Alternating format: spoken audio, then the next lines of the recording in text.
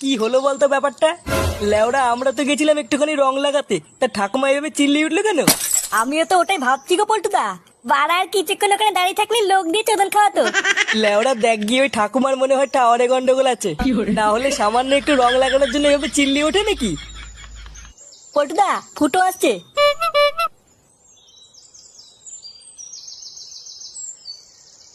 কি হয়েছে বাড়া? তোরা এখানে কি করছিস? আরে চোদন, আমার হাতে রঙের থালা, হ্যাঁ লাগিয়ে বেড়াচ্ছিস নাকি? হ্যাঁ হ্যাঁ, আমরা বালচের ক্লাবের পক্ষ থেকে প্রতি বাড়ি বাড়ি গিয়ে রং লাগাচ্ছি। বাবা বাহ, ভালো ভালো। তার রং না লাগিয়ে রাস্তার মাঝখানে কি পোঙা মারতিস তোরা? হ্যাঁ আর বলিস না ফুটো, একটা বাড়িতে রং লাগাতে গেছিলাম, তারপরে তো একটা ঠাকুমা সে খোঁচে গিয়ে পাড়ার লোক ডেকে মার খাওয়াচ্ছিল। আমরা লেওড়া একটুর জন্য পালিয়ে এসেছি, না হলে কপালে চোদন ছিল। কি বলছিস কি বড়? হ্যাঁ থাপাতে এসেছিল। ও লেওড়া, তোদের দ্বারা এইসব কাজ হবে না বলি তো। এইসব করার জন্য না টেকনিক লাগে, টেকনিক। এ বড় বালচের হরিদাস পাল এলো রে। চল বাড়া, আজকে আমি তোদের দেখাবো কি করে রং লাগাতে হয়। পল্টুদা, ফুটোকে নিয়ে চলো, ও ভালো কথা বলতে পারে।